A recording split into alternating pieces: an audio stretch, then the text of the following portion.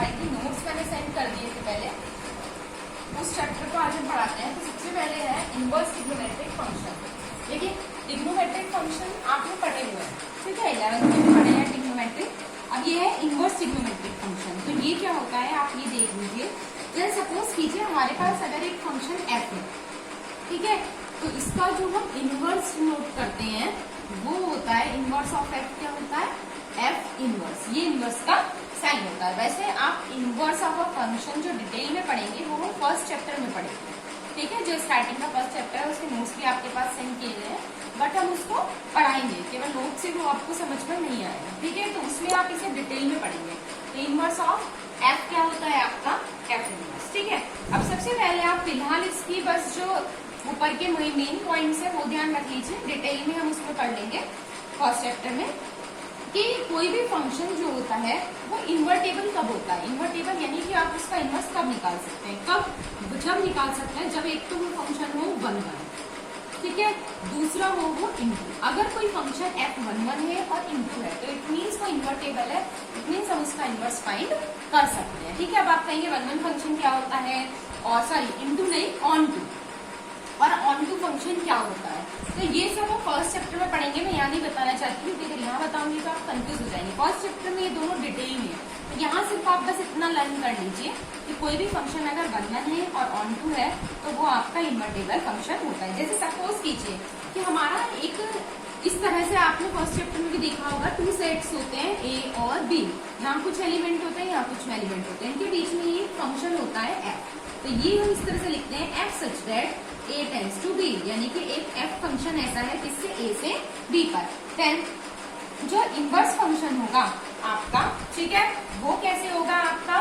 Inverse का मतलब क्या होता है? उल्टा। जैसे एक फंक्शन एफ तो ए से बी पर है, अगर हम एक फंक्शन इस तरह से लें ए टू बी कि बी से ए पर, ठीक है, यहाँ हमने लिया था ए टू बी, ये एक फंक्शन था। अब हमें इसका इनवर्स फाइंड करना है तो इनवर्स का मतलब अपोजिट हो जाएगा, यानी अब जो फंक्शन होगा वो कहाँ से होगा? बी से ए पर। उस फंक्शन को हमने डिनोट किया जी से, तो ये आपका कहाँ से हुआ? बी टू ए। तो ये वाला जो फंक्शन होता है ये इसका होता है इनवर्स, ठीक है, इसे बोलते हैं इनवर्स फंक्शन, ठीक। उसके बाद आप देखिए इसमें सबसे पहले आपने डोमेन रेंज थोड़ा बहुत पढ़ रखा है ये, लेकिन फिर भी आपने 11th में पढ़ा था, मैं आपको बता देती हूँ।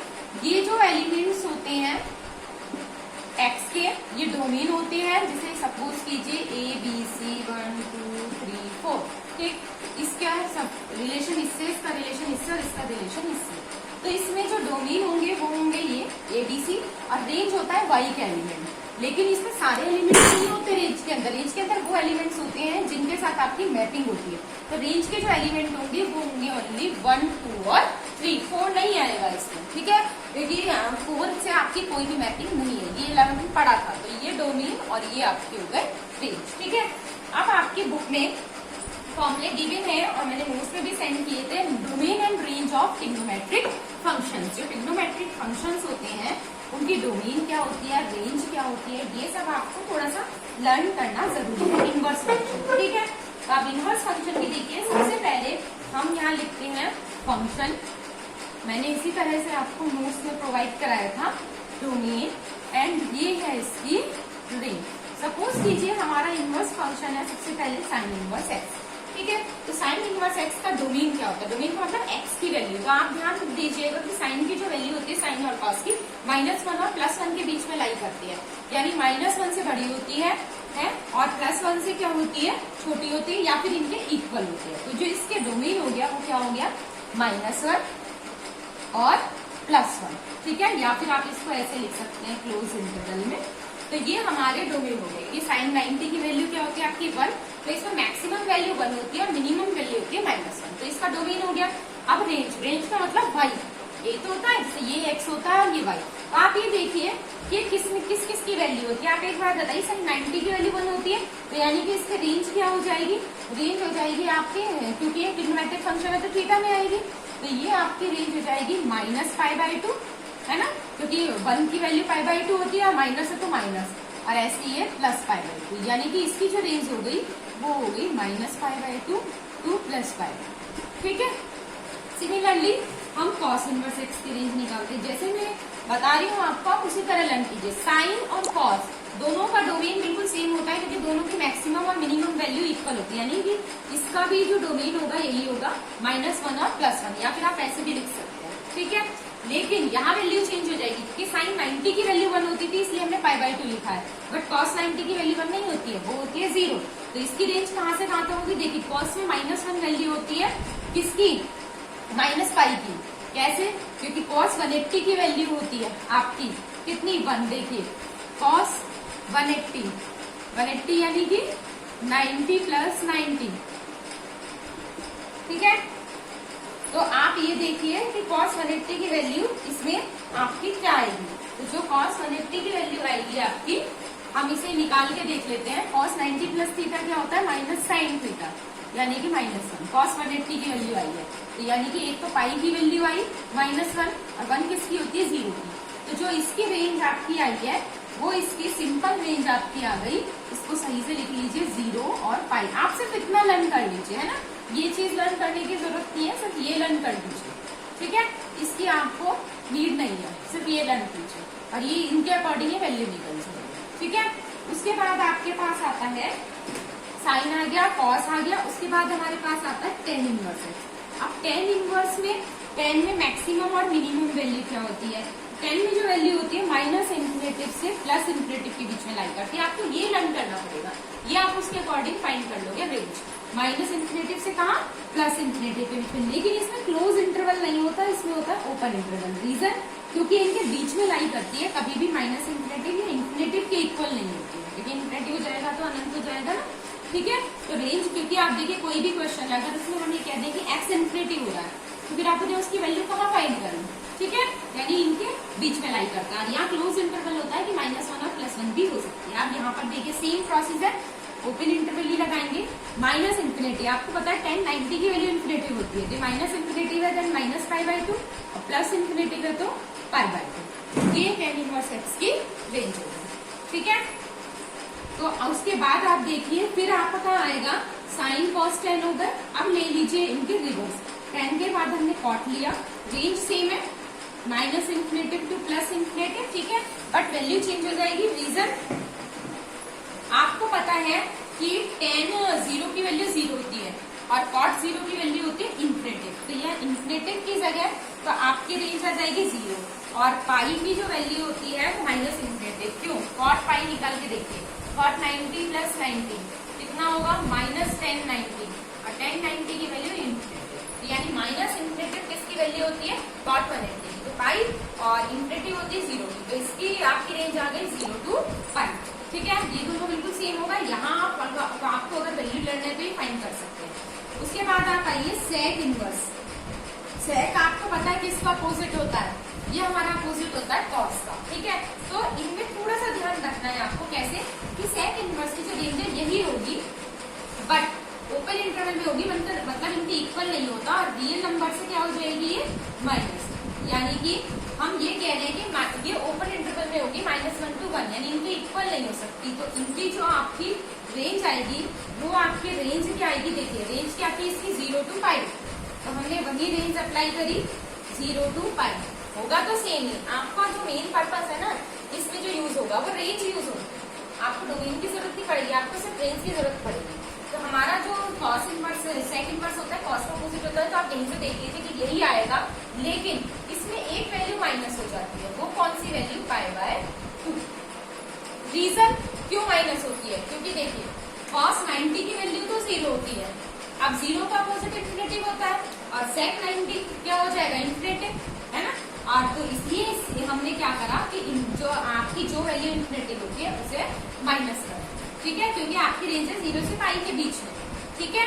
अब 0 से π के बीच में तो π/2 भी आएगा, तो इसलिए हमने यहाँ पर दिखा दिया कि रेंज तो वही होगी 0 to π, लेकिन π/2 नहीं होगा उसके अंदर, तो इसलिए π/2 को माइनस कर दिया। रीजन? क्योंकि π/2 sec 90 की वैल्यू क्या होती है? इन्फिनेटिव, ठीक है, और जबकि इसकी लिमिट इन्फिनेटिव तक नहीं होती। सेम यही प्रोसेस आपको यूज करना है कॉसेक के साथ।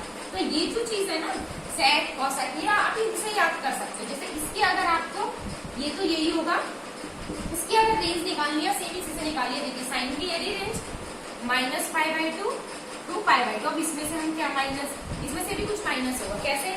साइन जीरो की वैल्यू जीरो होती है, साइन का अपोजिट होता है कॉसेक, कॉसेक जीरो की वैल्यू क्या होती है? इन्फिनिटी। यानी कि इनमें से हमें इन्फिनिटी वाली जो टर्म है इन दोनों में सेक और कॉसेक में वो माइनस करेंगे। तो इनको आप लर्न कैसे करेंगे एक बार दोबारा देखिए।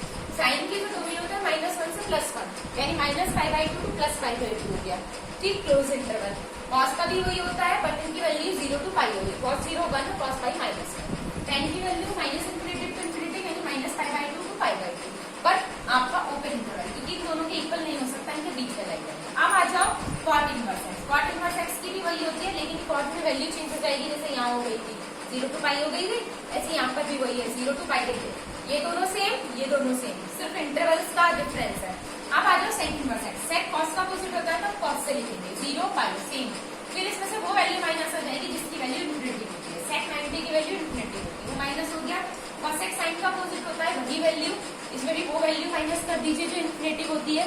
आपको पता है कि कॉसेक 0 इन्फिनिटी होता है तो 0 को माइनस करो। तो इस तरह से हमें ये रेंज लर्न हो जाएगी। आपका काम सिर्फ इस रेंज को लर्न करना, ठीक है। अगर आप थोड़ी सी ऐसे ट्रिक बना के इसे याद करोगे तो ये याद हो जाएगा, ठीक है। ये आगे देखिए, मैंने आपको फॉर्मूला सेंड किए थे properties of inverse trigonometric function, वो आप लर्न कर लीजिएगा। मैं एक हाथ से ही आपको समझा रही हूँ। आपको पता है कि साइन जो होता है रेसिप्रोकल होता है कॉसेक का, इसी के बेस पे यह फॉर्मूले बनते हैं। कैसे? साइन इनवर्स एक्स इक्वल होगा कॉसेक इनवर्स 1/x। इनवर्स में क्या होता है, ये एंगल रेसिप्रोकल हो जाते हैं, या फिर आप इसको ऐसे भी लिख सकते हैं sine inverse 1/x equal cosec inverse x. यहाँ ये रेसिप्रोकल नहीं होते, सिर्फ एंगल रेसिप्रोकल होते हैं। तो उसके बेस पे सारे फॉर्मूले हैं, आप उसमें देख लीजिएगा अपने नोट्स में, मैंने आपको सब सेंड किए थे। उसके बाद इसमें 3 आइडेंटिटी होती है, sine inverse x plus cos inverse x π/2, tan inverse x plus cot inverse x π/2 and cosec inverse x plus sec inverse x π/2। ये तीनों लर्न करनी है। उसके बाद जो इसमें फॉर्मूले हैं आपके ट्रिग्नोमेट्री के फॉर्मूले से मिलते जुलते हैं। जैसे आपने फॉर्मूला पढ़ा था tan a प्लस b का, तो वो होता था हमारा tan a plus tan b upon 1 minus tan a into tan b। इसी तरह से यहाँ हमने फॉर्मूला, क्योंकि इनवर्स है, ये फॉर्मूला अप्लाई किया tan inverse x plus tan inverse y, या आप a और b भी ले सकते हैं, tan inverse a plus tan inverse y। तो इसका b फॉर्मूला हो जाएगा tan इनवर्स। देखिए जैसे, यानी हम ये सपोज कर लेते हैं कि ये जो tan a है ये पूरा हमारा किसके इक्वल है, x के। तो tan इनवर्स कितनी है, x और y है, x plus y upon 1 minus X into Y. अगर आपको ये फॉर्मूले याद है तो इन्हें याद करने की आपको ज्यादा जरूरत पड़ेगी। इसी तरह से tan inverse x minus tan inverse y का क्या होगा, tan a minus tan b upon 1 plus tan a tan b होता है। तो जैसे इसका उल्टा हो जाएगा tan inverse x minus y upon 1 plus X into Y. यानी कि अगर आपको ये याद हो तो उसके अकॉर्डिंग आप ये इनवर्स के फॉर्मूले फाइंड कर सकते हैं, ठीक है।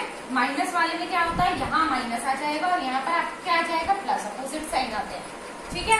बट उसमें मैंने आपको 2 फॉर्मूले बताए थे, देख लीजिए tan inverse x minus tan inverse y, ठीक है। इसका जनरल जो फॉर्मूला होता है tan inverse x minus y upon 1 plus X into Y, यही होता है, क्योंकि a माइनस b का फॉर्मूला होता है tan a minus tan b upon 1 plus tan a tan b, ठीक। बट इसमें कुछ कंडीशन होती है कि यहाँ पर ये जरूर लिखा होता है कि एक्स वाई जो है वो -1 से यहाँ पर बड़ा है, तो ही आपका ये फॉर्मूला अप्लाई हो सकता है। तो यानी कि अगर आपको क्वेश्चन में एक्स और वाई दे रखा है, सपोज कीजिए यहाँ 2 दे रखा है और यहाँ 3 दे रखा है, पहले उनकी मल्टीप्लाई करके देखिए, 2 3 जा 6, 6 माइनस 1 से बड़ा है, तो इट मीन्स ये फॉर्मूला अप्लाई हो जाएगा। बट अगर इन केस, वैसे ये क्वेश्चन आपकी में आते नहीं है नहीं पर, लेकिन फिर भी अगर इन केस आ जाए कंडीशन, तो इसका ही फॉर्मूला चेंज हो जाएगा, pi plus tan inverse x plus Y upon 1 minus X. ये कब होगा, जब एक्स वाई ग्रेटर देन क्या होगा, 1। तो एक्स वाई ग्रेटर देन 1, तो हम किस तरह से करेंगे, यहाँ पे है कि एक्स वाई आपका क्या है, ग्रेटर देन -1, ठीक है। वैसे आपको जनरल फॉर्मूला एक यही लर्न करना है, इस वाले फॉर्मूले की आपको जरूरत पड़ेगी, ठीक है। तो आप इस वाले फॉर्मूले पे बेस्ड क्वेश्चन आपकी उसमें है भी नहीं, तो आप क्या करना, सिर्फ ये फॉर्मूला लर्न कर लीजिए। इसको मैंने नोट्स को दे रखा है, पर आप छोड़ दीजिए, क्योंकि वरना आप कंफ्यूज हो जाओगे, हाँ एक्स वाई ये में है, ठीक है। तो आप सिर्फ ये वाला फॉर्मूला लर्न कीजिए, tan inverse x minus tan inverse y equal tan inverse x minus y upon 1 plus X into Y. उसके बाद फिर आपने जैसे tan थीटा के फॉर्मूले पढ़े थे, tan 2 थीटा का फॉर्मूला था 2 tan थीटा सिमिलरली यहाँ पर फॉर्मूला होगा 2 tan इनवर्स x का, आपका यहाँ फॉर्मूला होगा tan इनवर्स, देखिए बिल्कुल यही होगा 2x upon 1 minus x square. ठीक है, तो इन वाले फॉर्मूले से सारे फॉर्मूले मिलते जुलते हैं। इसी तरह से साइन में अगर आप निकालना चाहिए तो tan में ही है। अब आपको पता है साइन 2 थीटा का फॉर्मूला होता था, tan में साइन 2 थीटा का होता था 2 tan theta upon 1 plus tan square theta. Sine में इसका फॉर्मूला हो जाएगा sine inverse 2x upon 1 plus X square. ठीक है, इस तरह से साइन हो जाएगा। फिर आपको पता है cos 2 थीटा का tan में फॉर्मूला होता था 1 minus tan square theta upon 1 plus tan square theta. तो सिमिलरली 2 tan इनवर्स x का cos में जो फॉर्मूला होगा वो होगा 1 minus x square upon 1 plus X square. सारे फॉर्मूले उसी से हो गए। ठीक है, फिर इसमें जो मेन फॉर्मूले यूज होते हैं वो आपको पता है sine inverse x plus minus sine inverse five, plus minus लगाए कि प्लस भी आ सकता है और माइनस भी। तो इसका फॉर्मूला होता है आपका sine inverse x 1 minus y square का under root plus minus y 1 minus x square का अंडर रूट। यानी कि अगर यहाँ प्लस है तो यहाँ पे प्लस आएगा, यहाँ माइनस है तो यहाँ भी माइनस आएगा। ठीक है, अब आपका सिमिलरली एक कॉस का फॉर्मूला होता है cos inverse x plus minus cos inverse Y. इसका फॉर्मूला होता है कॉस इनवर्स एक्स वाई, और यहाँ मैं साइन अपोजिट कर रही हूँ minus plus 1 minus x square का अंडर रूट और 1 माइनस वाई स्क्वायर का अंडर। ठीक है, ये वाला चैप्टर मुझे थोड़ा स्पीडली कराना पड़ेगा क्योंकि इतना टाइम नहीं है और आपको रिवीजन के तौर पे कराना है। ठीक है, तो अब यहाँ मैंने माइनस प्लस क्यों लगाया कि अगर यहाँ फॉर्मूले में प्लस है तो यहाँ माइनस आएगा और यहाँ माइनस है तो यहाँ प्लस आएगा, यानी इसमें अपोजिट साइन आएंगे। ठीक है, उसके बाद आप देखिए जो हमारी स्टार्टिंग की एक्सरसाइज है उसमें हमें फाइंड क्या करना है।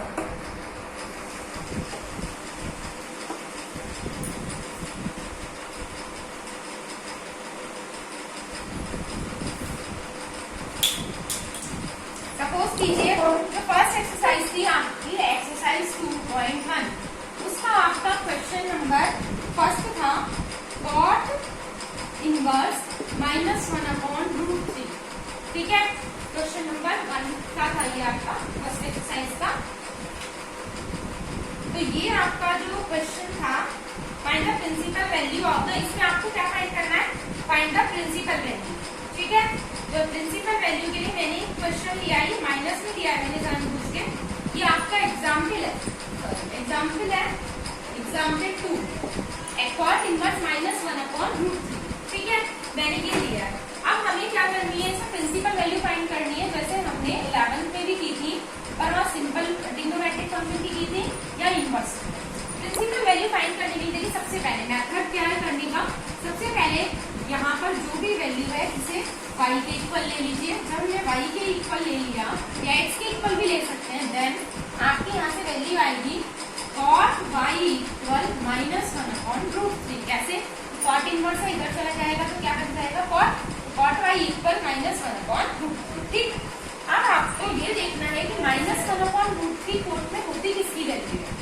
आपको पता है tan 30 की वैल्यू 1 अपॉन √3 होती है और tan का उल्टा cot होता है, cot में cot 60 डिग्री की वैल्यू 1 अपॉन √3 होती है। तो ये वैल्यू जो होती है वो होती है 60 डिग्री। 60 को क्या लिख सकते हैं, π/3। अब हमें प्रिंसिपल वैल्यू निकालने के लिए हमें इसकी रेंज देखनी जरूरी होती है। ठीक है, बिकॉज हमें पता है कि जो cot की रेंज होती है, cot इनवर्स को जो फंक्शन होता है आपको पता है कि उसकी जो रेंज थी हमारी पीछे हमने पढ़ी थी वो थी 0 π। तो ये क्या थी, range of cot inverse x से जो भी ले लीजिए इस क्या थी 0 π, यानी इनके बीच में थी इसकी वैल्यू। ठीक है, तो माइनस में तो आपकी आ नहीं सकती इसका मतलब, यानी क्योंकि 0 से कहाँ तक के बीच में 180 के बीच में। तो हम इसमें कोशिश करते हैं कि हमारा ये माइनस साइन खत्म हो जाए। ठीक है, और आपने जैसे प्रिंसिपल वैल्यू 11 में फाइंड की थी वैसे ही करेंगे और ये आपका चेंज भी ना हो।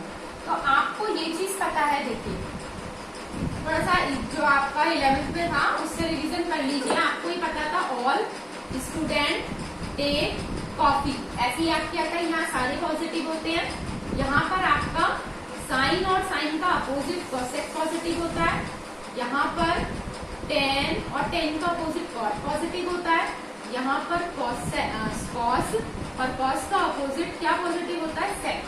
ये सब आपने उसमें पढ़ा था 11 में। यहाँ 90 माइनस थीटा होता है प्लस थीटा 180 माइनस थीटा होता है, 180 प्लस थीटा 270 माइनस थीटा होता है, 270 प्लस थीटा 360 माइनस थीटा होता है। सब पढ़ा है आपने लग। अब हमें जो वैल्यू चाहिए, क्योंकि 180 तक है तो इंक्रीज हम आगे फाइंड कर सकते हैं, तो हमें चाहिए कॉट में। तो कॉट किसका चाहिए? नेगेटिव। यहाँ देखिए जो आपको दे रखा है, बहुत इजीली आप वैल्यू फाइंड कर लेंगे। कॉट किसका चाहिए? नेगेटिव। तो आप देखिए कॉट नेगेटिव कहाँ कहाँ होगा, ठीक है। इसमें नहीं होगा क्योंकि यहाँ सारे पॉजिटिव है, इसमें नहीं होगा क्योंकि ये 10 और कॉट पॉजिटिव हो गया। कॉट नेगेटिव चाहिए तो नेगेटिव कहाँ कहाँ होगा? एक तो फर्स्ट क्वाड्रेंट में और एक आपका थर्ड, ठीक है, फोर्थ क्वाड्रेंट में। सॉरी, एक तो फर्स्ट में, सॉरी फर्स्ट क्या सेकंड, ये फर्स्ट सेकंड थर्ड फोर्थ, तो एक तो सेकंड क्वाड्रेंट में और एक आपका फोर्थ क्वाड्रेंट में। इन दोनों में आपका जो कॉट है वो किसका होगा? नेगेटिव, ठीक। पहले क्योंकि नेगेटिव था तो नेगेटिव देखिए। अब आपको कॉट चाहिए, ऐसी वैल्यू चाहिए कि कॉट चेंज ना हो। तो आपको ये पता है कि 90 एंड 270 वाले चेंज हो जाते हैं। कैसे चेंज हो जाते हैं? साइन कॉस में चेंज हो जाता है, कॉट 10 में चेंज हो जाएगा, है ना, कॉस साइन में चेंज हो जाएगा। बट हमें चेंज नहीं करना क्योंकि हमें तो वैल्यू यही चाहिए। तो यानी आप ना 90 ले सकते, ना ही क्या ले सकते, 270। तो अब हम कौन सी वैल्यू लेंगे? या तो 180 या फिर 360। तो सबसे पहले हम 180 देखते हैं, क्योंकि ये वाला क्वाड्रेंट था हमारा, ये दोनों तो लेने ही नहीं, इनको कैंसिल करो। 90 प्लस थीटा नहीं लेंगे, कौन सा लेंगे? 180 माइनस थीटा। तो 180 माइनस थीटा यानी कि कॉट 180 का मतलब पाई माइनस थीटा कितना है? ये एंगल का पाई माइनस 3, क्योंकि आप देख लीजिए cot 180 minus theta minus cot theta ये है, ठीक है। तो यह आपके किसकी वैल्यू आ गई? 3 pi minus pi 2 pi by 3। अब आप खुद देख लीजिए 2 पाई बाय 3 वैल्यू 0 और पाई के बीच में होगी, आपको रेंज जरूर देखनी पड़ेगी। और ये मेथड सिर्फ आपको वैल्यू फाइंड करने के लिए बताया, इससे आपको ना सोचना नहीं पड़ेगा, अब डायरेक्ट कर लेंगे। तो यहाँ पर जो हमारी प्रिंसिपल वैल्यू आई है, principal value of cot inverse minus 1/√3 कितनी आई? 2 पाई बाय 3। ये हो गया हमारा आंसर, क्योंकि इससे ज्यादा निकाल भी नहीं सकते क्योंकि मैक्सिमम पाई है। अगर आप सपोज कीजिए 360 लेना चाहो तो 360 माइनस थीटा करोगे, तो 360 का मतलब क्या होता है? 2 पाई और minus theta pi by theta. आप इसे सॉल्व करो, 3 गुनी 6 में से 5 पाई बाय 3। आप देखोगे कि ये वैल्यू जो है आपकी पाई से ज्यादा है, वरना हम ये भी ले सकते थे क्योंकि 360 माइनस थीटा भी तो है आपका, ठीक है। लेकिन आप ये इसलिए ले रहे क्योंकि हमारी रेंज केवल पाई तक है, तो आपको रेंज के अकॉर्डिंग करना है। ये एक क्वेश्चन था। एक और मैं इस टाइप का बता देती हूँ जिससे आपको अच्छे से प्रैक्टिस हो जाए। मैं इसीलिए माइनस वाला बता रही हूँ। अगर आपका कोई प्लस वाला क्वेश्चन होगा तो आप प्लस की देखोगे। जैसे चलिए कोई प्लस वाला देख लेते हैं।